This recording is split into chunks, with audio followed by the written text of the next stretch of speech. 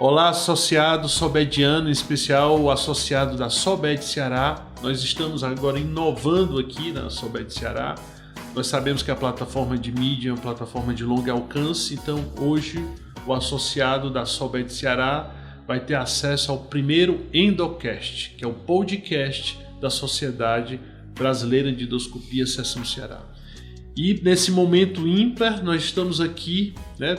Como todos vocês sabem, eu sou Alessandrino, presidente da Sociedade Brasileira de Endoscopia Seção Ceará. Nós estamos aqui com o Dr. Helmut Poti, nosso vice-presidente da sociedade. Aqui à esquerda, o Dr. Leonardo Adolfo, presidente do Colégio Brasileiro de Cirurgia Digestiva, também Seção Ceará. E para inaugurar esse nosso primeiro Endocast, nós temos um convidado muito especial, um cara que é parceiro da sociedade, da Sobed Ceará, que é parceiro do Dr. Helmut Poti, né? Dr. Eduardo Greco. O Dr. Eduardo Greco tem especialização em endoscopia digestiva pelo Hospital das Clínicas de São Paulo, né? E hoje é professor da Faculdade de Medicina do ABC e coordenador da residência médica em endoscopia também da Faculdade de Medicina do ABC. Então ele vai falar um pouco sobre a sua vida, sobre a sua carreira e depois a gente vai discutir assuntos relacionados à doença do refluxo e alguns tópicos também de endoscopia bariátrica. Dr. Eduardo Greco, é um prazer tê-lo aqui no primeiro Endocast. Maravilha, prazer é meu. O primeiro de tudo é falar esse pequeno currículo aí. Na verdade, o mais importante é que eu sou um grande amigo de vocês agora aqui do Ceará, né? Então, o Helmut é o meu amigo da vida, de anos, é uma pessoa que tem a minha confiança, a minha confidencialidade em vários assuntos que a gente tenha tratado do ponto de vista pessoal e profissional. E agora eu tenho aqui o Léo e você, presidente, que eu acabei de conhecer, honrado por poder, né? Ontem uma noite memorável, a gente teve, né, um momento de aula com os residentes, conhecendo todo o seu grupo aqui da Sobed, casa cheia. Casa cheia. Estava lá lotado o auditório, fiquei extremamente lisonjeado e é um prazer estar aqui em Fortaleza. Já tive outras oportunidades de acompanhar o Helmut na nossa trajetória de bariátrica, e a gente sempre trazendo e buscando algumas inovações. Então, como você bem disse, eu quase fui teu chefe lá no HC, né? Você depois passou por mim, o Alessandrinho passou também é um ex-Hospital das Clínicas da USP, então eu comecei a minha trajetória, sou um cirurgião, fiz cirurgia com o professor Gama, Angelita Gama, na Beneficência Portuguesa de São Paulo. Sou formado pela Faculdade de Medicina do ABC. Legal. Então eu me formei lá na Faculdade de Medicina do ABC e fui fazer cirurgia com a equipe do professor Gama, e depois eu fui, naquele momento a endoscopia era o professor Sobreira. Né? O professor Sobreira, deu serviço, não sei se ainda tem, mas tinha um serviço dentro da BP. Exatamente, o professor Sobreira, depois veio a falecer, mas era o professor Sobreira, o professor Fausto e o professor Eduardo Moura, os três dentro da Beneficência Portuguesa. Eu acabei criando um convívio, amizade, porque a cirurgia do aparelho digestivo você tem essa proximidade, né, total com a endoscopia. E acabei pensando, era do grupo de transplantes com o professor Pedro Bertevelo, fazia parte desse grupo, e eu tive que uma hora optar. O Helmut sabe bem o que eu vou falar. Minha mulher falou, ou você vai para o transplante ou eu não vou casar com você. Já começa a primeira fofoca do nosso podcast. Então minha esposa Aline, a gente namorou desde o 5º ano da faculdade, e aí no momento eu era muito apaixonado pelo transplante, mas eu fiquei muito nisso.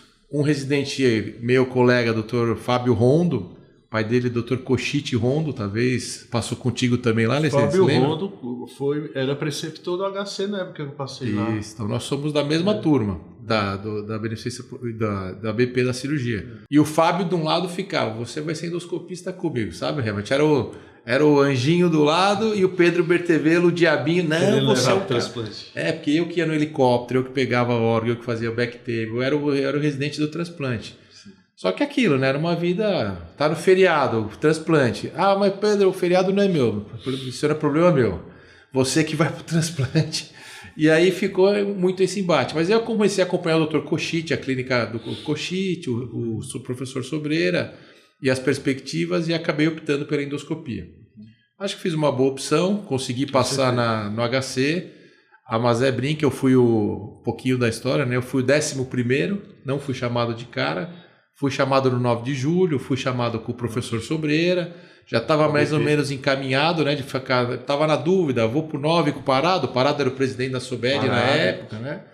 O professor Parada tinha oportunidade do 9 de julho. O Que Sobreira... Era um baita estágio do 9 baita de julho. estágio, até hoje, né? O Parada construiu uma residência muito forte. Na época ele era uma das residências extremamente fortes. Exatamente. Competia junto com o HC ali, 9 de julho e HC praticamente. Exatamente, era o maior. E o Sobreira tinha ali dentro, e na questão de você continuar no serviço, etc. Mas o Sobreira tinha realmente 2 vagas, mas um serviço um pouco menor, não tinha muita urgência, né? Porque a Beneficência Portuguesa não era uma porta aberta, então tinha essa situação. Aí, era praticamente carnaval essa época, né, que a gente era chamado, eu recebi uma ligação lá da Mazé, do HC. Lembra da Mazé? Você deve ter pego ela também. Sim. Doutor Eduardo, um residente aqui vai para o exército, o senhor precisa se apresentar, que o senhor foi chamado para assumir a vaga. Eu falei, mas como é que funciona? Ele falou, não, você está entendendo? Você tem que vir agora. Se você não aparecer hoje... Perdeu. Você perdeu. Isso aí, Léo. Saí correndo, fui para HC. Falei, bom, vou me inscrever. Sérgio Matuguma estava me esperando. Serginho. Maravilhoso Serginho, nosso Serginho. Professor de ecoendoscopia. Ele era o coordenador dos residentes, etc. Eu conheci o professor Paulo Sakai, então na minha época era o Shinichi Shioki e Paulo Sakai. O Shinichi eu não conheci. O Shinichi Shioki, depois o Paulo Sakai ficou o chefe do setor. Então eu fiquei nessa trajetória de começar na endoscopia por esse caminho, né? E apareceu, aí vim para endoscopia forte, fiquei lá, me formei, fiquei 3 anos, né, acompanhando, depois CPRE, a gente ficava 1 ano a mais.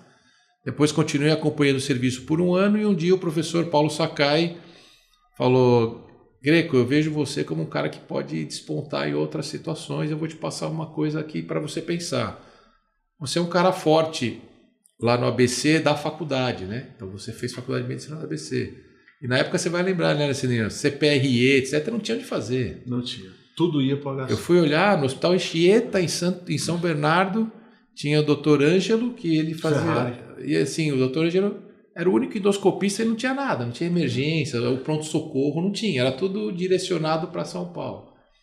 E ele falou, você não pensa em fazer algo pelo ABC e tal? Você tem um perfil diferente, não sei o que. Eu falei, professor, eu vou... Aí eu fui lá para o ABC, professor Jacques Weisberg, um dia bati na porta da disciplina, porque nós, a endoscopia, nós temos um serviço vinculados a alguma disciplina, né? O HC é igual, a cirurgia, então não existe disciplina. Eu até... disciplina de endoscopia. Normalmente a endoscopia está atrelada a algum departamento. Isso, né? No Brasil, nenhum serviço é disciplina. É autônomo. Né? Não existe, pelo MEC, etc., seriam trâmites maiores para você conseguir ter uma disciplina própria. Hoje, em alguns hospitais, a endoscopia já está criando identidade própria. Hospital Geral de Fortaleza, que eu trabalho, a endoscopia tem uma identidade própria, inclusive tem até leitos. Hoje tem o SR com leitos, então às vezes adquire uma identidade própria que você pode... Como a endoscopia é um conjunto de cirurgiões, gastros, clínicos, tudo. Então você acaba formando um serviço de... né?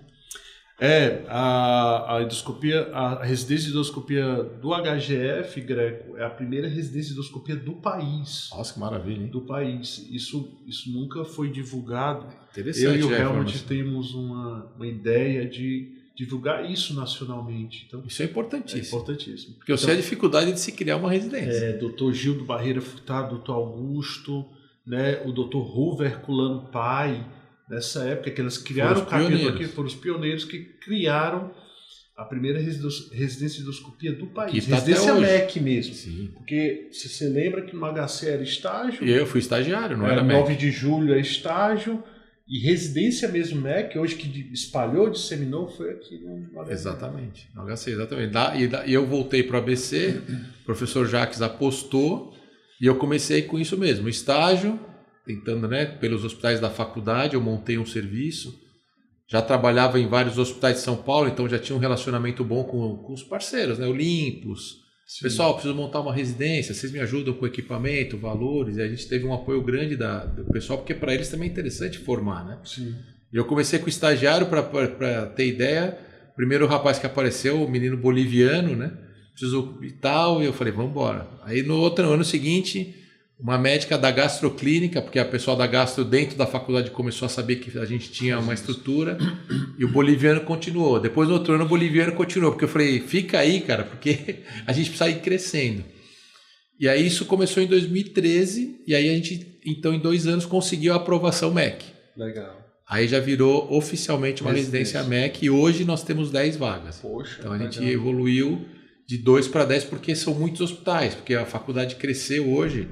Então a gente hoje tem 3 hospitais de atuação, né? Então os residentes têm muito volume de exame, é um volume absurdo de exames dia, né? É uma média de 50 exames por dia em cada hospital. E aí o residente lá, Greco, só te interrompendo, desculpa. Sim, claro. Ele faz, os 2 anos, faz todos os procedimentos. Tudo. Eu dentro ali, né, nas reuniões, nós viramos 7 SOBED, né? Então a gente também é 7, é um centro de treinamento para que o residente também já automaticamente vai para a prova de título, etc, né? E lá nós temos uma formação de 2 anos. É mais ou menos naquele perfil, né, de fazer endoscopia, colono, vai aos pouquinhos, mas no primeiro ano, os meus residentes todos eles já começam a ter acesso a CPRE principalmente. Legal, muito bom. Então no serviço é feito em média 70 CPREs mês. Né? Então é um volume bem importante, 70, 80 CPREs mês. Claro que fica mais a cargo do R2, né? Sim. Então R1, endoscopia e colono é direto. Na época nossa no HC só tinha endoscopia, lembra? É. Não tinha conversa. Colono era um pouquinho, né, com o pessoal lá da gastro, da Procto. E CPRE esquece, esse aqui para o 3º ano. É. Hoje não. Entrei em algumas discussões em SETES. Hoje tem um R3, CPRE e ECO, né? CPRE. Que foi a parte que eu peguei, mas lá foi a ecoendoscopia. Então a gente ficou hoje no ABC muito procurado por essa situação que eu mudei um pouco. Houve algum tipo de discussão em centro de treinamentos, perguntava, eu falei, pessoal, eu tenho um volume de CPRE muito grande. Eu não preciso esperar ele chegar no R3, se no meu R2 eu já consigo. E também tem endoscopia e colono, como eu disse, 50, 60 procedimentos dia. Assim, o volume no mês é muito alto. Então eu consigo que o meu R2. Então a parte de via biliar ficou muito forte. A eco a gente teve por um período, mas hospitais públicos, etc., por questões de equipamento, foi difícil manter. A gente pensa em fazer aí, como você disse, aí seria um fellow específico em eco, né? Porque isso daí muda um pouco. Só complementando, nós estamos hoje, esse ano, inaugurando o fellow de eco do Hospital Geral de Fortaleza. Então, vai conseguir fazer. Vamos conseguir fazer. Nós temos o aparelhos Olympus, a eco setorial radial. Nós fizemos uma seleção. Inclusive, um ex-residente do Sírio-Libanês, que é cearense, né, a Larissa, vai ser a nossa fellow, vai começar agora, em março, o fellow de eco. Isso é importante, até para divulgar, e o pessoal e os meus meninos lá da ABC escutarem, porque sempre isso é perguntado. Então, hoje, quem consegue mais em São Paulo? Celso Ardengue, né? Então, ele também lá no Moriá, ele consegue fazer um fellow. Mas eles buscam, hoje está ficando cada vez mais difícil. O Sírio, se eu não me engano, tem... O Sírio está fazendo... Fellow pago? Acho que é pago, né, para o Sírio também. Porque por essa situação do equipamento ser caro e você tem que ensinar, a maioria dos acabaram andando para trás, né? Porque uma manutenção você tem uma dificuldade maior. Então querem tentar ir para fora, sair para fazer a eco. Então isso, a informação sua é importantíssima, porque vai ter uma procura grande do pessoal de São Paulo que hoje tem dificuldade em aonde fazer. Os meus residentes que terminam têm dificuldade de tentar, os que querem buscar eco, fazerem essa situação. Já estamos divulgando aqui o fellow de eco para todo o Brasil. Maravilhoso. Pode divulgar, porque isso é uma notícia... E Fortaleza não é tão bom de se morar que São Paulo, né? Muito melhor. Não tenha dúvida. Né? Porque eu sou procurado, eu não sabia. Então isso eu já vou chegar com essa minha informação, porque eles me procuram. Vamos né? divulgar isso aí. Onde eu posso. Eu tenho um rapaz que é o Bruno, ele é de Roraima, ele voltou... E ele tem a parte da bariátrica, que nós vamos falar um pouquinho, isso é muito forte nosso lá também. Mas ele me pede toda hora. Então já vai ser o primeiro que eu falo, você pode procurar que tem uma oportunidade de fazer um fellow. Eu acho até que esses fellows deveriam ser mais juntos, unir a endoscopia bariátrica, com eco, com ISD, com a minha ideia, o fellow seria endoscopia realmente terapêutica, tudo. Porque eu acho que eco é uma parte da endoscopia terapêutica aí do futuro. O que nós vamos conseguir fazer, e aí partindo dentro do nosso escopo ali, a endoscopia bariátrica, aí vai o Helmut daqui a pouquinho falar aí foi o nosso pontapé, que é a partir de balão intragástrico que a gente chegou, e aí vai ser o próximo videocast, né? Aqui não é o foco, mas a gente vai falar... Mas assim, lá eu acabei criando por conta do Manuelzinho Galvão, né, que eu trouxe ele para ser um professor nosso, e o Galvão criou aí esse grupo que está eu, Helmut e outros, Concon, Gustavinho, Falcão, o pessoal todo inserido nesse grupo da bariátrica, e aí nós criamos um centro de obesidade bariátrica na residência do ABC. Perfeito. Então hoje os meus residentes me acompanham por um mês, né? São 10, então um mês específico, você, Alessandrina, é residente do Greco da obesidade. Então ele fica comigo, balão, sutura, etc, etc. Então, procedimentos avançados, o TIF, a funduplicatura, que nós vamos falar aqui. Então ele tem hoje uma formação de bariátrica, que ele não precisa fazer um fellow extra, nada. Então a C Camargo, que tem eco, e a gente está começando a conversar com os meninos lá, que são amigos, de a gente fazer um intercâmbio entre os meninos. Você manda um para mim, porque eu não tenho eco, mas vem aprender bariátrica comigo e vai fazer lá. Então esse tipo de intercâmbio é uma coisa que a gente pode pensar e conversar e fazer.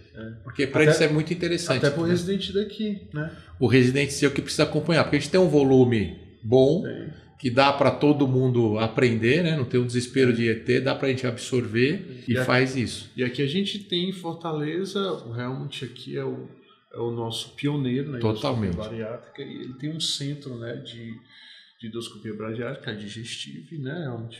E, Greco, eu estava lembrando aqui que lá na faculdade, né, já fui algumas vezes lá, acho que em 2017, começou. 2016, 2017, e como a Adriana fala, foi o epicentro da gastroplastia endoscópica, eu acho que foi treinado que mais de 200 lá na... 180 e poucos médicos treinados lá na ABC, para a sutura endoscópica. Né, tinha toda uma estrutura, a gente fez o embate, qual foi o ano do embate? Nós fizemos 2 embates, né? Tudo essa época, 2019, 2018, pandemia, 2019, fizemos na pandemia online, nós mantemos sempre esse curso. Vários procedimentos ao vivo lá no hospital, não foi? Lembra? Fazia tudo. Foi então, a ABC, a gente foi pioneiro nessa situação com o apoio do Galvão, e aí a faculdade dá esse respaldo da gente desenvolver, e tivemos há 2 anos, chegou a funduplicatura endoscópica. Legal. Aí a gente vai entrando um pouquinho no nosso tema hoje, que é a doença do refluxo. Sim. Então, para isso, a gente trouxe a funduplicatura endoscópica. Eu passei ontem, né, na aula, num procedimento que necessita de um treinamento legal, não é uma curva de aprendizado absurda, mas treinar, a gente passou um vídeo para o pessoal ver como ficou bonito, depois o Léo vai falar aqui, o Helmut.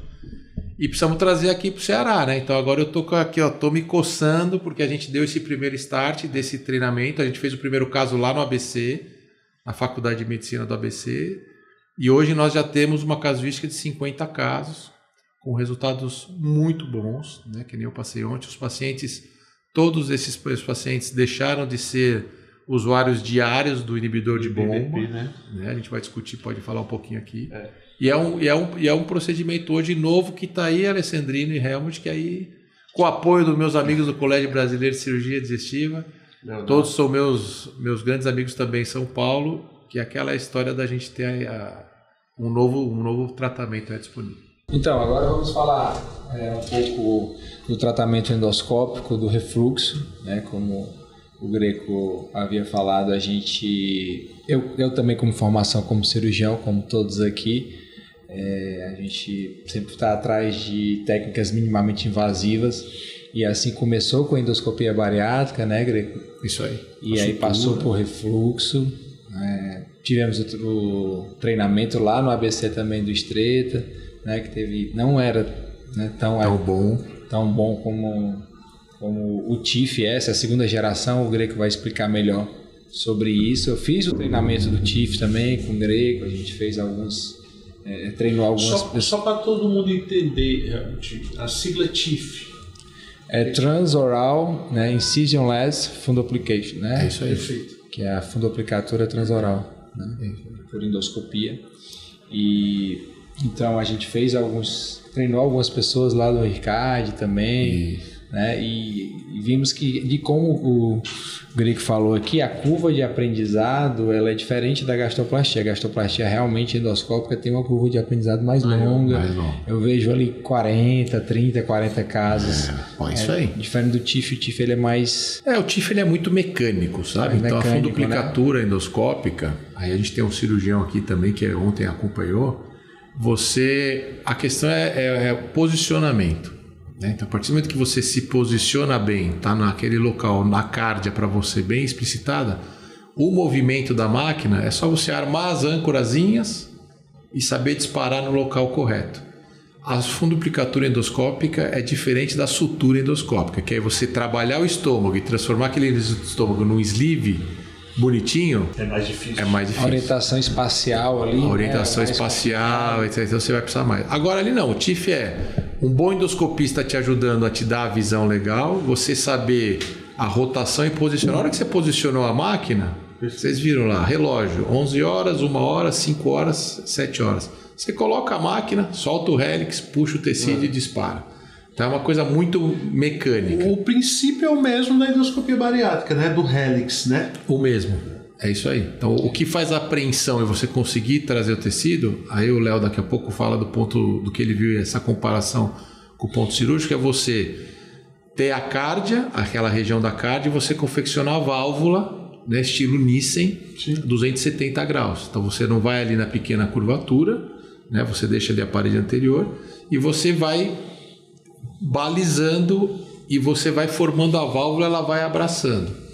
E o calibre do TIF já é o seu balizador também de quanto você vai apertar. Sim.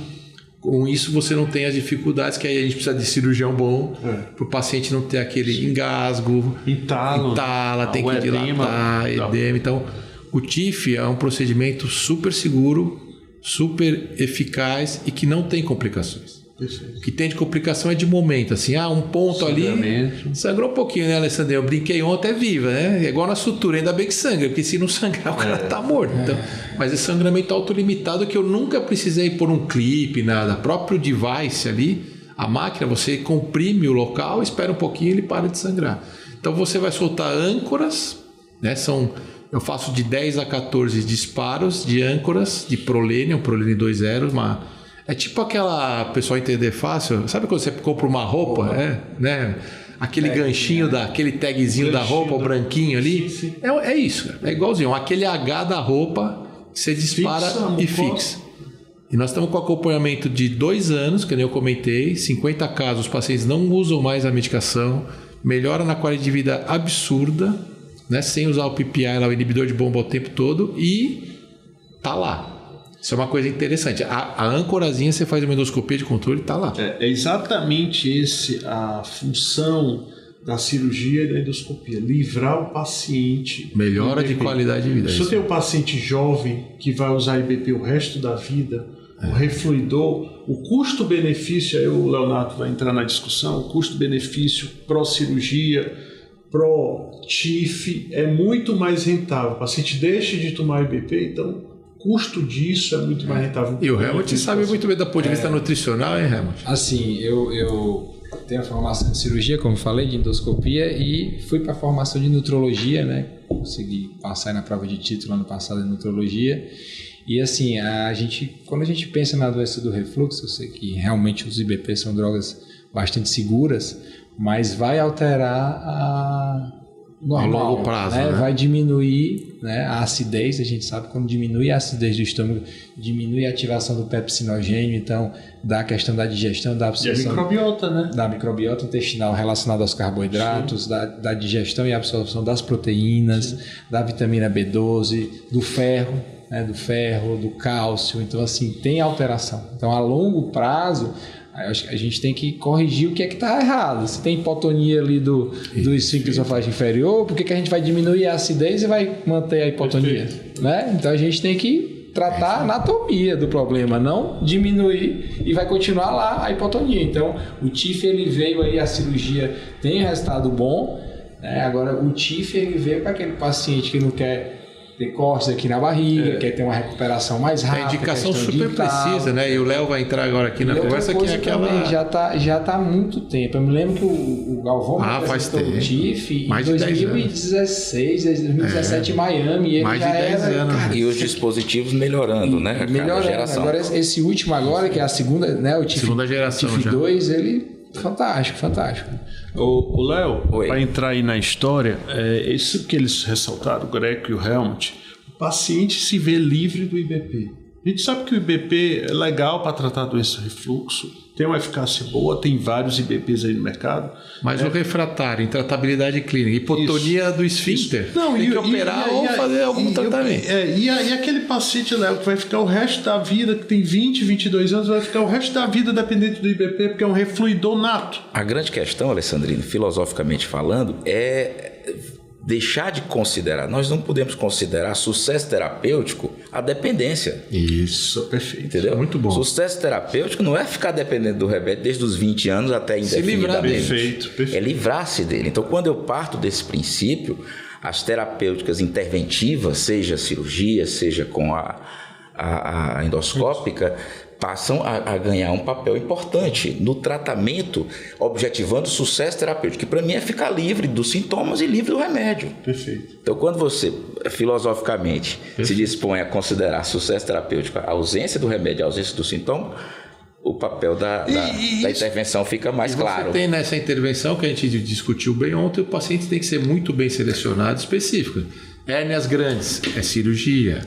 Um tipo de intratabilidade, não tem tanta hipotonia, cirurgia. Então, o papel da cirurgia vai existir sempre, né, Léo? Seja qualquer tratamento interventivo, inclusive o tratamento medicamentoso também, o fundamental é o diagnóstico. Perfeito. É o diagnóstico, é a estratificação do paciente, o reconhecimento dos diversos fenótipos que existem na doença do refluxo.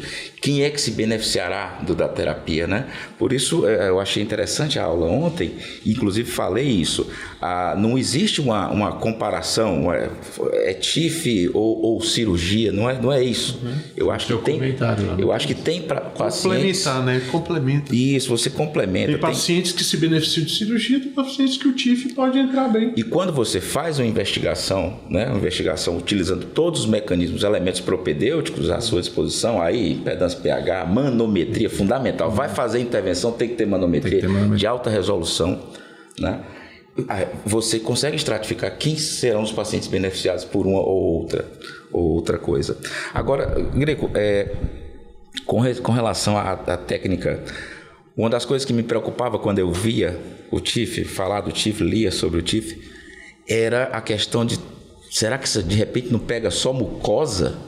E faz ali uma roseta de mucosa, mas quando tu mostra endoscopicamente aquele grampo no esôfago, não, aí pegou tudo. Aí pegou tudo.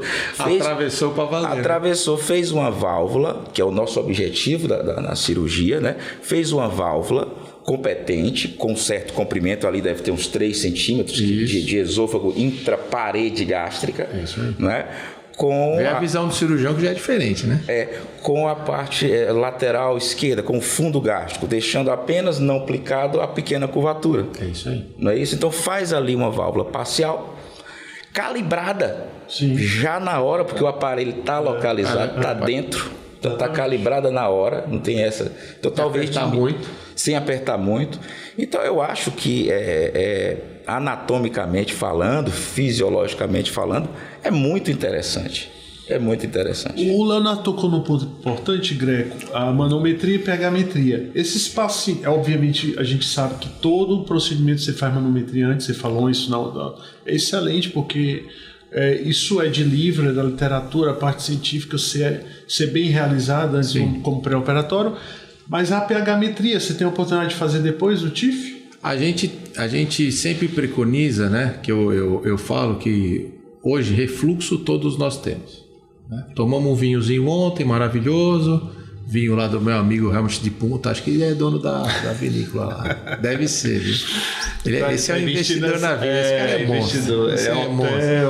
Então você toma um vinho, come, chega à tarde e deita, aí você acorda com refluxo, porque o que eu explico para os pacientes, né? Você vai falar para o paciente o esfíncter inferior do esôfago, hein, Léo? Nós estamos ferrados. Não vai esquecer. Falar, meu amigo, é o seguinte, você tem um músculo aqui, ó, que ele abre e fecha o tempo todo. Sabe sua mão? Fecha a mão aí para mim. Você consegue ficar com a sua mão fechada 24 horas? Nenhum músculo nosso. Né? Por que você pisca? Porque o músculo, ele precisa... Por que de vez em quando... Relaxar. Né? Existe... Você contrai e relaxa. Contrai. Aqui no esôfago é a mesma coisa. O músculo aqui de cima a gente engole e controla. O músculo embaixo, onde está a ligação do seu esôfago com o seu estômago, ele é um músculo que o tempo todo... E esse seu músculo já não está legal.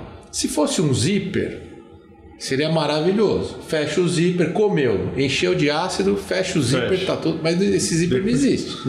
É o músculo que trabalha. Legal, então você não tem o zíper aí, eu falo para o paciente. O que você tem? Um músculo. Então a gente precisa te estudar para entender o geral que está acontecendo. Se é o seu estômago que é muito ácido... E será que o músculo tá legal ou não? Porque às vezes o músculo do cara tá legal, mas o problema é a acidez gástrica, que aí é uma outra discussão. Né? Então, que nível que você vai trabalhar? Então, o diagnóstico vai ser fundamental. Tem 300 milhões de formas, mas a manometria hoje, que é a impedância, porque você também vê refluxo ácido, não ácido, então a manometria e a pH-metria o paciente precisa fazer. E de cara você já tem que falar, não é um exame legal. Isso. É um exame desconfortável, porém tem centros e pessoas que fazem bem. Tá? Hoje a gente trabalha muito com a doutora Carla Granja, lá no 9 de julho. Os pacientes adoram, que é a forma de fazer, etc. Então, existem também muitos bons profissionais para... Então, você precisa fazer, porque aí ele te traz a indicação precisa. Que é o quê? A gente precisa de um paciente que tenha diagnóstico de doença do refluxo, que não mostre que ele é só um cara que tem refluxo porque exagera no café. Aí você corta o café do cara melhor. Né? Refluidor nato, né? Refluidor nato. O cara come gordura pra caramba, tem refluxo. Aí deu o diagnóstico.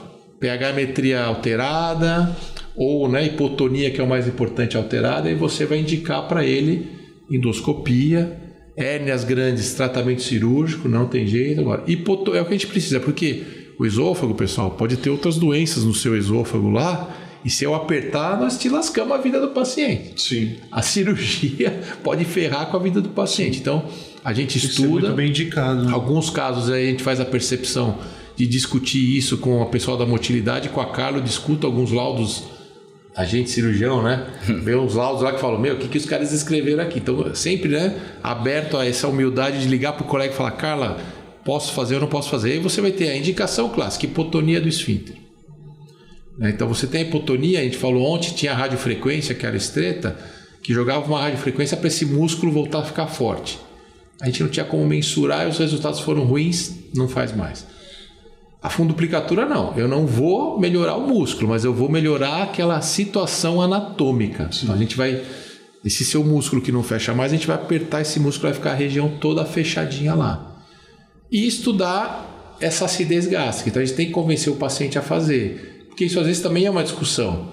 Se ele tem uma impedância pH-metria extremamente alterada e uma acidez muito, muito alta também, e o tônus está normal, você pode discutir com o motilista e você pode até indicar o TIF também. Sim. Era isso que eu ia falar, Greco. A gente tem indicado, de repente, cirurgia, que é o mesmo objetivo do TIF, para o paciente, mesmo que ele não tenha uma hipotonia tão séria do esfíncter, e esse paciente é classificado como tendo relaxamento transitório do esfíncter patologicamente. A gente sabe que melhora quando a gente faz funduplicatura. Será que o TIF também não melhoraria?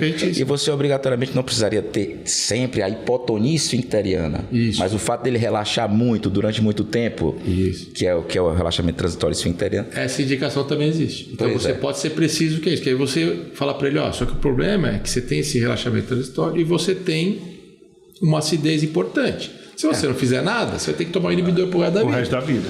Então, para segurar um pouco essa acidez, a gente vai manter por um período, mas a gente vai te dar um reforço anatômico. Isso. E isso é importante, aí você discute isso com o motilista. Não, o músculo estando legal e você fazendo, não tem problema nesse caso, pode fazer. Aí você explica isso para o paciente. O seu músculo, ele está trabalhando legal, mas pode ser que daqui a um ano, por esse excesso de acidez que você tem, etc. Então, se a gente não melhorar esse ácido seu que está aqui absurdamente elevado, a gente não vai ter como tratar. Aí você também pode indicar. Então, você ter a doença do refluxo diagnosticada, está indicado ou tratamento cirúrgico ou tratamento endoscópico. E aí é discutir com o paciente isso, o que é o melhor para você. A relação custo-benefício, a relação de complicação, idade do paciente, senhorinha lá 65, 70 anos, você vai fazer uma cirurgia ou vamos tentar um procedimento menos invasivo. Então aí é buscar alternativas. Perfeito. Helmut, fala aí pra gente, cara, o que esse excesso de medicações pode causar para o paciente a longo prazo. Você que hoje, além de endoscopista bariátrico, é nutrólogo, Como é que a nutrologia está inserida até na doença do refluxo? Porque a gente sabe que o portador da doença do refluxo é o cara que normalmente ingere uma quantidade de gordura. As gorduras são responsáveis pelo refluxo, ou de alimentos que causam a doença do refluxo. Fala aí pra gente. Então, a gente sabe que a principal causa de refluxo é a obesidade, é o sobrepeso. Exatamente. Então, assim, a mudança de hábito, como o Leonardo falou, assim, o Greco falou, ela é muito importante, a mudança de hábito, o paciente tentar controlar o peso, tudo isso para poder controlar essa doença. E assim, eu sou meio, como eu te falei, eu tenho uma visão da obesidade hoje muito pro lado também nutricional, né? O cirurgião, ele tem aquela, o estômago serve para receber alimento, para cortar, receber alimento, se tirar ele come menos e tal, aqui, né? Nós não chegamos nesse estágio avançado seu, nós continuamos só costurando, mas nós vamos chegar lá, né? Aí a gente já começa a falar. Eu costuro e ele corta. Então, tipo assim, tem tipo de cirurgia bariátrica, eu digo, porra, isso é iatrogenia, cara. Isso aí você tá fazendo, você acha que tá fazendo bem, mas... E eu sou a favor de a gente preservar a função dos órgãos da gente até onde a gente puder, né? Então, ser menos agressivo, ser cada vez menos agressivo. E como o Greco falou, se o problema está no músculo, por que a gente vai diminuir a acidez, né? A gente tem que tratar o músculo, né? Então, a gente tem que focar naquilo ali. E como eu já tinha falado aqui antes, quando a gente altera o pH do estômago, assim como a gente vê alguns pacientes que fazem bypass, né, praticamente 100% desses pacientes... Eles diminuem também com o bypass? Eles costumam diminuir? Sim, porque na verdade não tem mais acidez ali, né? Perdeu o estômago, o bypass, o paciente não tem mais estômago, né? Na verdade. 5 centímetros, 50 mm. Não, desculpa.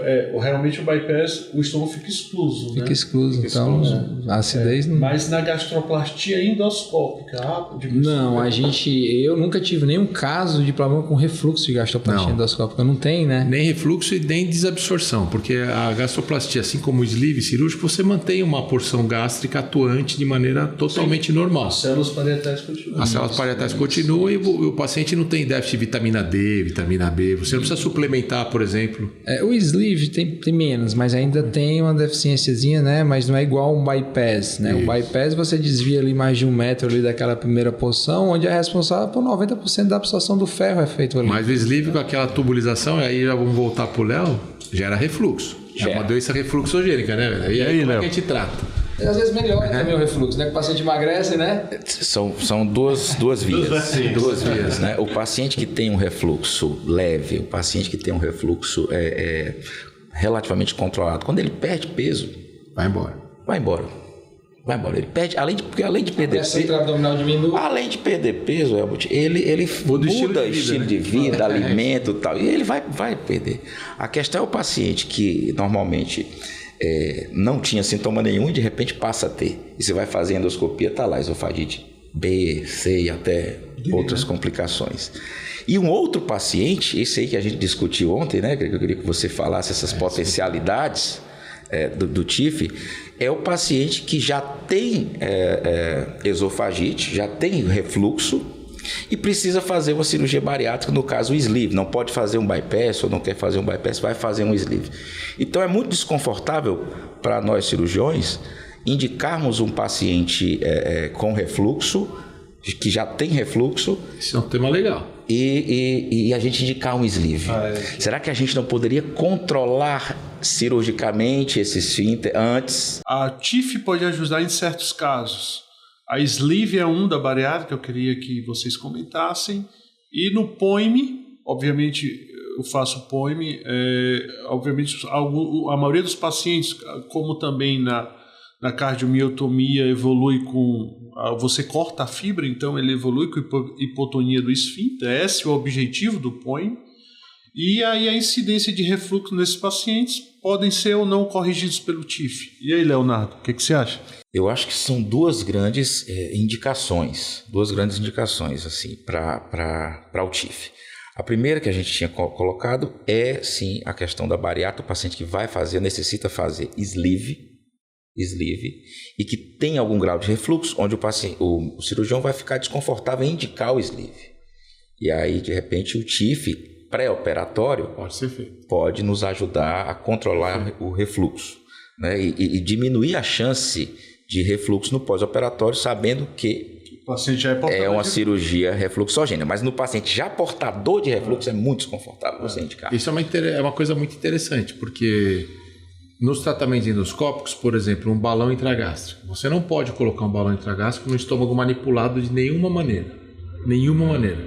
Eu fiz uma gastroplastia endoscópica, eu recuperei peso, quero pôr um balão. Não pode. Eu tenho uma fundoplicatura, eu quero pôr um balão. Não pode, porque o balão gera uma pressão intraabdominal absurda, isquemia e perfura.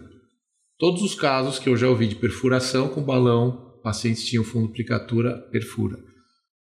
A sleeve cirúrgica ou endoscópica, você fazer e associar um tratamento de fundoplicatura, perfeito. Não tem problema nenhum. Eu tenho pacientes que têm fundoplicatura e que vêm para eu fazer uma gastroplastia endoscópica, eu não tenho dificuldade anatômica nenhuma. Né? É muito mais fácil ainda. Agora você é mais rápido porque você não tem o fundo, você não tem nada.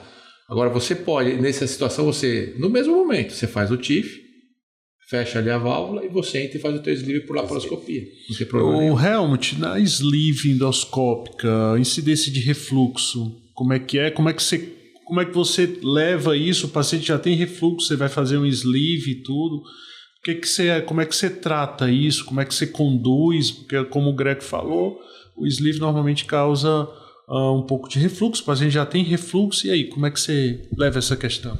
Na endoscópica, como a gente tinha comentado aqui antes, não é refluxogênica, né? Pelo contrário, o paciente melhora, ele vai melhorar do refluxo, então a gente trata antes, realmente, para fazer o procedimento. Quando vai fazer o paciente com esofagite ali, grau B, a gente trata, mas normalmente o paciente melhora, ele vai diminuir o peso, vai diminuir o MC, vai melhorar. Eu só tive um caso de uma paciente que reclamou de refluxo, mas foi primeira semana, acho que eu apertei demais, ficou muito pequeno ali.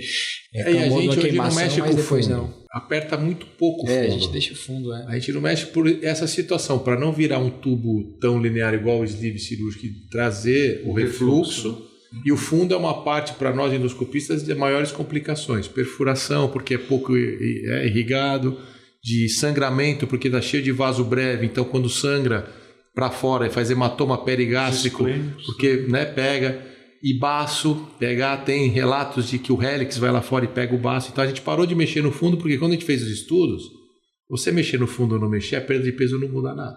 Então para que você vai gastar mais material, mais tempo, se você não vai trazer um benefício nenhum para o paciente?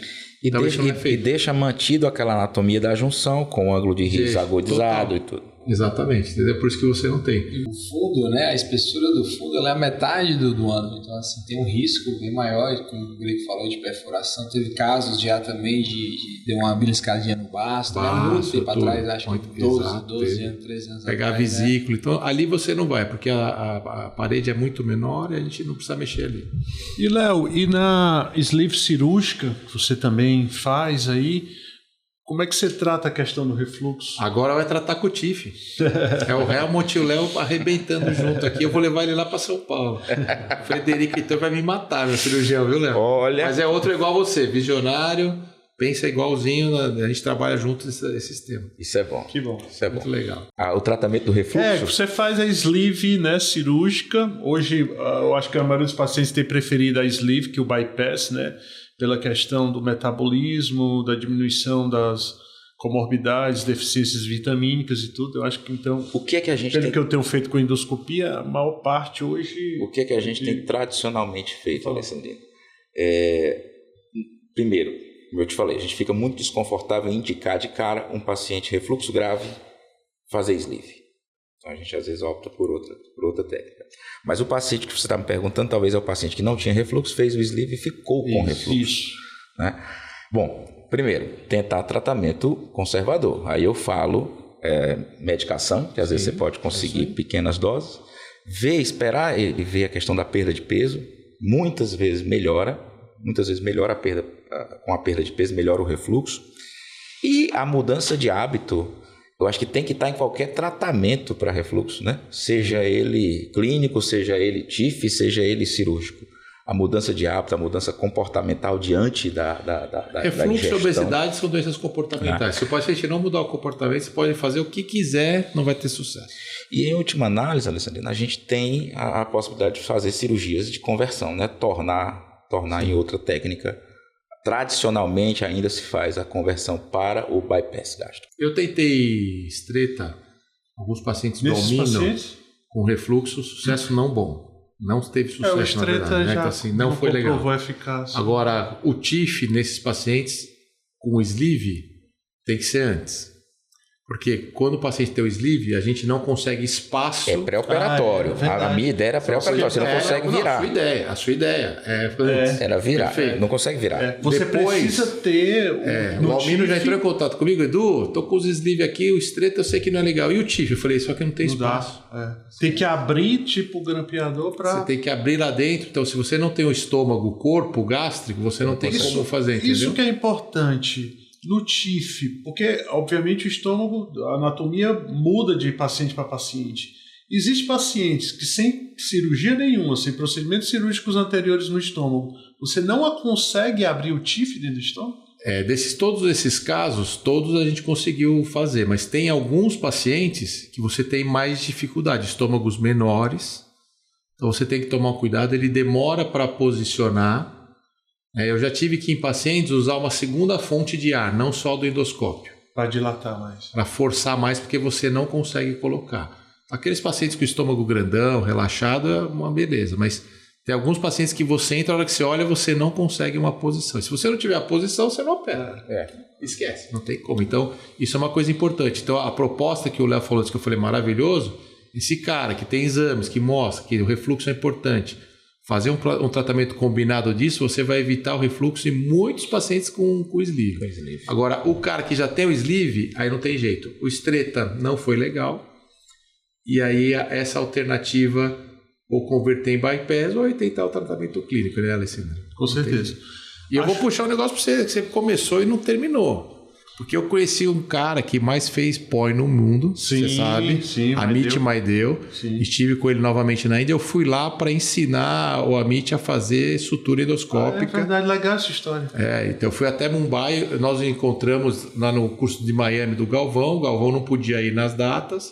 E eu estive lá em Mumbai com o Amit, maravilhoso, um centro top.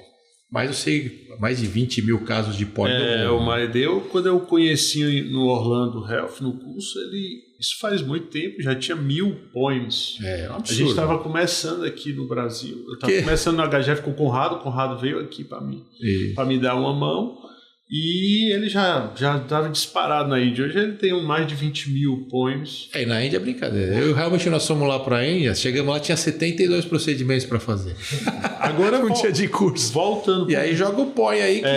Voltando para o refluxo no POIM, talvez, Léo, aí o Léo pode também falar, já que ele faz a parte cirúrgica da miotomia, né? É o esôfago já doente, é o esôfago já... Mesmo você cortando as fibras, é um esôfago sem motilidade. Esse é o grande problema.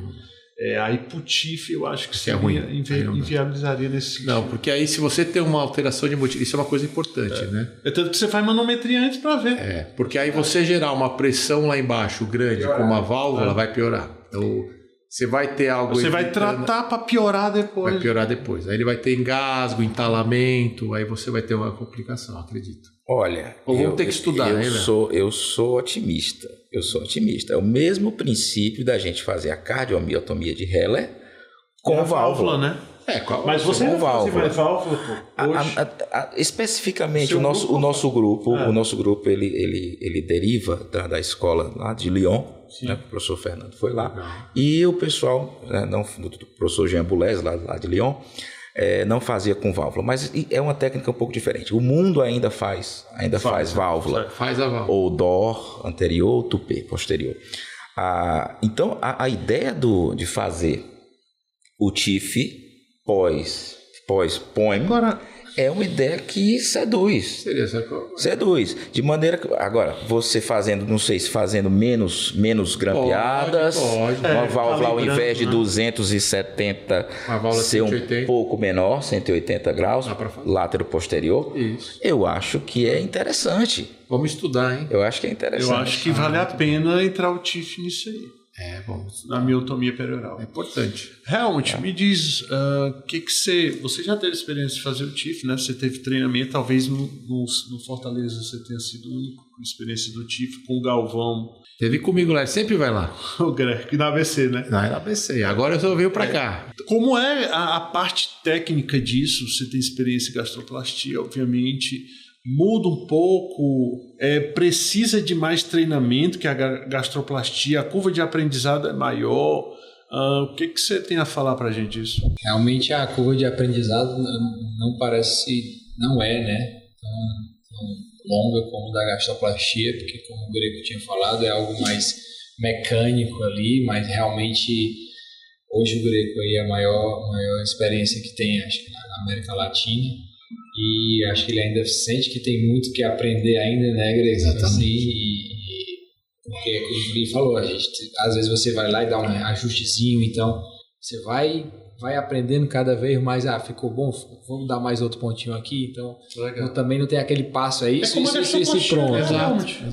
Como a gastroplastia, você vai sentindo, mas assim, é como o local é limitado ali, não é tão complexo quanto a gastroplastia, porque é como se fosse só um ponto na incisura, a gente começa ali na incisura, né? Então é como se fosse só ali na incisura, então acaba diminuindo a complexidade, né? A gastroplastia endoscópica, você começa na incisura, vai aqui, aí tem a posterior, aí a anterior, aí puxa. Lá é a carne. Tem que evitar o fundo e tal. Ali é a carne, então você foca na carne. É que nem o Léo olha ali, o Léo olha a válvula dele e é a mesma coisa. A gente com endoscopia, você olha ali para a carne o tempo todo e fala, deixa eu fazer essa válvula bonitinha. Então existe a técnica que a gente mostrou, né? Que é do relógio, 1 hora, 11 horas, 5 horas, 7 horas, 3, 3, 2 e 2.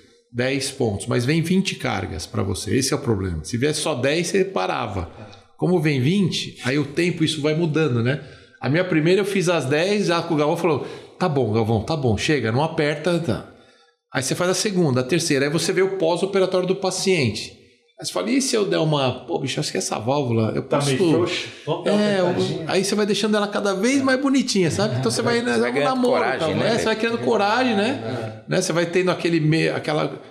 E hoje eu faço uns 14, porque eu sinto que dá para ficar legal e que vai ser melhor para o paciente. Aperta mais, porque com o tempo um outro grampo solta, aquela coisinha, entendeu? E aí esse acompanhamento com o paciente. O Greco está fazendo há 2 anos, que é pouco para o TIF, mas é o maior tempo aqui do Brasil. Então, quando chegou no Brasil, ele começou. Então, ele tem um acompanhamento desses pacientes. Então, aquele ali eu apertei um pouquinho a mais, um pouquinho a menos. Então, ele já tem essa experiência. E os que eu estou apertando mais hoje, né? Resultados também muito bons, melhores, e eu fico com uma maior tranquilidade de uma válvula mais justinha. E sem efeitos colaterais, Greco? Nada, zero. A disfagia... Sem Léo, disfagia. Fala um pouco aí da disfagia pós a funduplicatura aí. Como é que você leva isso? A gente realmente é incômodo para o paciente essa disfagia, esse entalo pós funduplicatura? Alexandrino. Bem menos, né, hoje, Léo, assim, com o passar da tua experiência. Claro. É a mão do cirurgião, que eu falei ontem. Claro, é a mão, cirurgião bom, esquece. Mas assim, é claro que eu estou falando também do paciente que eu estudei perfeitamente, manometricamente, ele não tem distúrbio de motilidade de corpo esofágico. Perfeito, isso aí. Né? Isso aí é um ponto. O paciente não pode ter. Isso é básico, né? Não pode ter distúrbio motor do corpo esofágico. Agora, a questão da disfagia no pós-operatório, é claro que cirurgicamente a gente talvez aumente, pressoricamente falando, a pressão da junção esofogástrica de maneira maior, porque a gente, além da válvula, que é nesse caso, na grande maioria das vezes, 360 graus, a gente também faz corrigir o hiato. Então, essa hiatoplastia, ela imprime uma sobrepressão à junção esofogástrica. Inclusive, nós publicamos um trabalho onde a gente avalia essa dinâmica pressórica, publicamos o ano passado no Disease of Esophagus. Legal. Depois eu mando para você, Greg. Tá? Então, a gente tem um grau de disfagia, sim, no pós-operatório. Devido ao edema na região, ontem você falou que também pode acontecer, mas essas disfagias, elas são normalmente transitórias. A gente orienta a questão da dieta liquidificada pastosa nas primeiras semanas. Que igualzinho. É igual, né? O TIF também. Pronto. Dieta líquida 5 dias, depois vai pro creminho. Isso. 3 semanas aí o cara volta a comer sólido. E outra coisa, Greg, desculpa aí interromper. Quanto tempo volta para casa, assim, vai para casa? TIF é o mesmo dia. Faz o procedimento. Ele faz o procedimento 8 da manhã, 1 da tarde está em casa. Dia seguinte vai trabalhar. E alimenta, come logo, no mesmo dia. Come no mesmo dia. Líquidos. É a mesma coisa. É a mesma da funduplicatura. Mesma coisa. E você orientar o paciente, mesmo quando ele voltar a comer os sólidos, que a alimentação deve ser como a alimentação de um ser humano, não de outro animal. Devagar, mastigando, usando os dentes. Né? Não enchendo muito o estômago, essas indicações que todo mundo sabe. Comer como ser humano. Ô Greg, para diversificar um pouco mais o assunto, a gente quebrar um pouco o gelo também, falar sobre assuntos, eu acho que ficou claro aqui muita coisa que a gente falou. Conta aí pra gente, que isso é uma história legal de se ouvir, como foi seu encontro com o Galvão. Maravilhoso. Galvão aqui, como é que você começou quando você conheceu o Galvão, como é que o Helmut eu conheci num super abraço maravilhoso. Esse é meu amigo de coração. Então o Helmut teve uma amizade grande, brincando para chegar na história do Galvão, né? Porque o Galvão hoje a gente brinca que ele é o nosso mestre. Ele é o desbravador do pioneirismo das coisas, né? Do notes, né? Da sutura, do balão. Sempre tá o Galvão lá no meio, da funduplicatura. Tem 14, 15 First in Human. 14 né? First in Human. Então, né? Protocolos de... Só para explicar aí pro pessoal. O First in Human é quando você vai, por exemplo, vai fazer a funduplicatura. Quem foi o primeiro cara que fez num ser humano? Galvão. Sutura endoscópica. Quem foi o primeiro cara que costurou? Galvão. Balão. Quem pôs o primeiro balão? Balão. Isso aí é controvérsia. Quem foi controvérsia. O primeiro tem uma briga aí. Tem a briga. Galvão, Salé, Caetano. Tem a briga aí no meio disso. Foi Dr. Greco. Tem a briga. Então o Galvão é nosso mestre, nosso amigo, é a pessoa que nos norteia, que põe esse grupo da bariátrica em ordem ali, que acabou juntando eu e Helmut. Esse é um podcast só para falar do Galvão. E nós vamos fazer um podcast do Galvão. E aí te deixa o spoiler, né? Que tem a semana cearense do aparelho digestivo em agosto. Sim, eu convidando, viu? Save the date. Porque eu já estou me convidando. 29 e 30 de agosto, nossa semana cearense do aparelho digestivo. Gastro, a cirurgia, a endoscopia, as 3 sociedades juntas no Gran Mareiro Hotel. Vai ser um belíssimo evento. Curso ao vivo, curso de endoscopia bariátrica, curso ao vivo de endoscopia terapêutica, cirurgia, oncologia, doença inflamatória. Posso dar spoiler?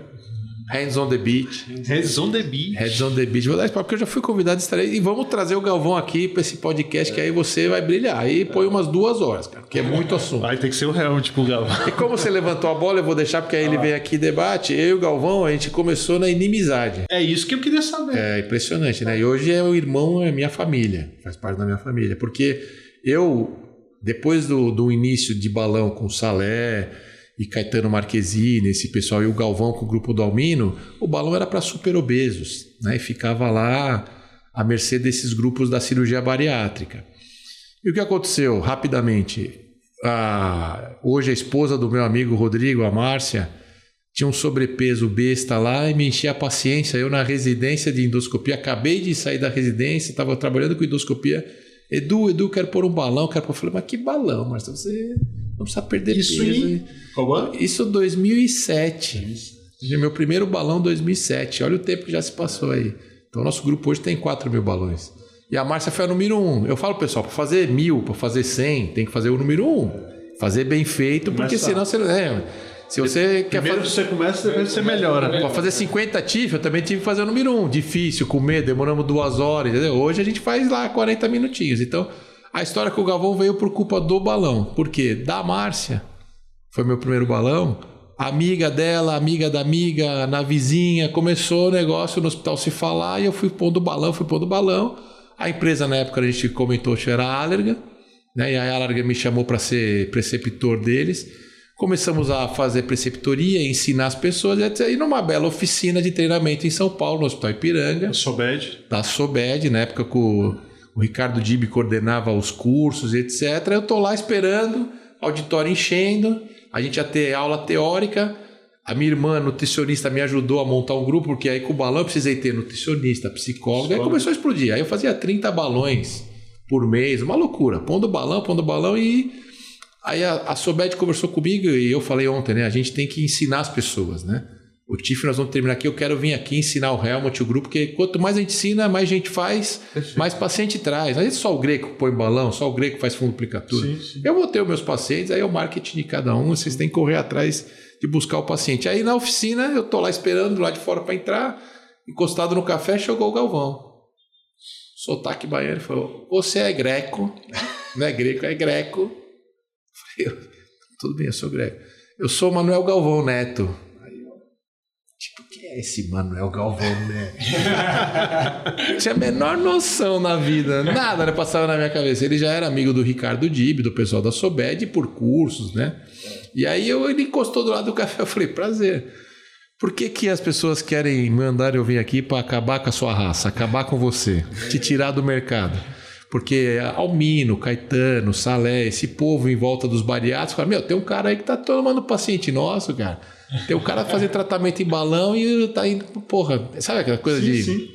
Aí eu falei, Galvão, não te conheço, perdão, vou ser sincero na vida para falar... Nunca eu tinha ouvido falar no seu nome. E ele tem o ego, né, cara? As coisas dele. O ego do Galvão. Eu falei, só que eu não posso mentir pra você, pô, doutor Galvão, você me desculpa. Eu falei, o que eu vou falar pro cara? Eu falei, olha, eu não te conheço, eu não sei porque os caras querem me matar. E eu vou te explicar. Eu tô aqui para dar uma aula e para ensinar as pessoas a fazer o balão corretamente. Montei uma equipe, aí acontece a história.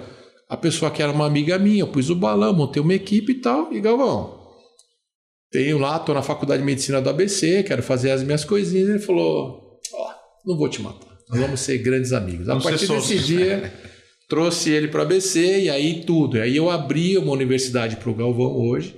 Ele trabalhava com a Amino numa clínica, mas nós aqui que trabalhamos em centros universitários, sabe a diferença de você chegar apresentar um estudo, vou dar uma aula, de onde você é? Eu sou da clínica Eduardo Greco. Não, eu sou da faculdade de medicina. Então isso traz um peso para ele muito bom dele. Aí gerou publicação e tudo que ele traz no Brasil, inovação, ele põe lá dentro. Belíssima história do Galvão. Estaremos aqui de volta.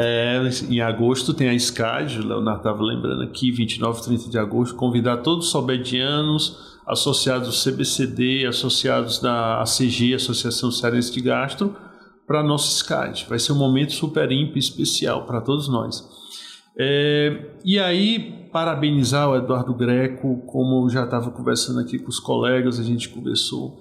A sutura endoscópica nasceu assim, aperfeiçoou, melhorou todos os procedimentos que surgem para serem menos invasivos. Eles surgem, a gente tem que aprender, a gente tem que merecer nossa atenção, porque eles surgem com um objetivo maior. Tudo na vida começa, aperfeiçoa, melhora e se estabelece. O que é bom sempre se estabelece, né? Então, a cirurgia a gente sabe que é o padrão ouro, o TIF está chegando aí e já começa a ter melhorias para certos tipos de pacientes, né? Então, o importante, pessoal, é você sempre estar à frente de tudo. À frente das inovações, conhecer as inovações, saber para que elas servem, porque um dia isso vai, com certeza, aperfeiçoar, melhorar e vai estimular outras técnicas, por que não? O mundo, a medicina é dinâmica, o mundo é dinâmico hoje, né? O procedimento de hoje pode servir no futuro, se ele não se estabelecer, para outros procedimentos, para aperfeiçoar outros procedimentos. E eu vejo o TIF, a sutura endoscópica, como o futuro da endoscopia. O futuro da endoscopia junto com a cirurgia. Por isso que eu acho que o cirurgião tem que aprender endoscopia, como o endoscopista tem que ter noção de cirurgia. No mais, é parabenizar o Eduardo Greco. Obrigado. Nosso primeiro Endocast, o Helmut e o Leonardo abrilhantaram esse podcast. E deixar com ele as considerações finais. Agradecer demais, né? Aqui é o meu grande amigo Helmut, que agora me trouxe a conhecer dois novos amigos, Léo e o Alessandrino, por todo o carinho que eu recebi da Sobed Ceará. Conte com o nosso time, essa parceria, acho que Faculdade de Medicina da ABC e aqui vocês vai ser uma realidade. Deixar esse convite aí. Convite para os residentes do Walter Cantillo, César Carlos, HGF, que querem se aperfeiçoar na endoscopia bariátrica. Nós temos aqui um parceiro, o Eduardo Greco, professor da Faculdade de Medicina do ABC. Lá o residente termina forte em endoscopia bariátrica, né? É parceiro Greco, Helmut aqui, a gente pode conseguir para você também o estágio lá para conhecer melhor. Felizmente as nossas residências aqui não tratam bem isso, a gente não tem programas de endoscopia bariátrica nas residências, mas as portas estão abertas. Totalmente. Isso vai ser um caminho grande, porque o Helmut é um grande amigo mesmo, temos coisas em conjunto, estamos pensando até em pós-graduação, nesse sentido da endoscopia bariátrica, eu acho que é uma realidade próxima. Sim, como a ecoendoscopia. Como tudo, acho que, né, nós endoscopistas, assim como cirurgiões, você tem que evoluir, né? Se você, claro, tem aquele endoscopista que quer cuidar do ambulatório, fazer agendinha, mas a gente hoje na endoscopia tem essa oportunidade de ser um pouco mais, né? Na endoscopia avançada, no POI, no ISD, na bariátrica, agora no refluxo. Acho que é o grande diferencial de todos os pontos de vista, né? profissional, pessoal, né? Você vai ter um ganho grande. Então, estar aqui em Fortaleza é sempre de coração, não estarei sempre presente. E, novamente, né, reiterando essa amizade que eu consigo criar, que é o mais importante para mim. Ontem, ter casa cheia com as pessoas, isso para a gente não tem preço, né? Você sai daqui com a sensação de um bem-estar maravilhoso. Então, muito obrigado, Helmut, Alessandrino e o meu mestre aqui, Léo, por esse convite. E até agosto estaremos lá. Ou vai ter uma funduplicatura semana que vem. O pessoal lá da empresa já sabe, estarei aqui. De repente eu vou estar antes do que imagina. Espero, hein, Helmut? Valeu, meu irmão. Muito obrigado mais uma vez, né? Quando a gente chamou aí o Greco, não, eu vou na mesma hora. Sei que também quantos lugares a gente já foi, quantos países, quantos, né? Há algum tempo aí. E eu sei que a sua rotina é pesado, o cara tem 20 serviços para olhar e tudo, mas ele veio aqui em Fortaleza, não é tão perto, mas quando se compara para a Índia, né? Muito mais rapidinho, né? Dá para fazer um bate e volta, né? Na hora. Obrigadão, meu irmão, estamos esperando aqui de porta aberta, você sabe que aqui é sua casa também, o que você precisar, você está em casa. Obrigado, muito obrigado. Um abraço então, pessoal, finalizamos aqui.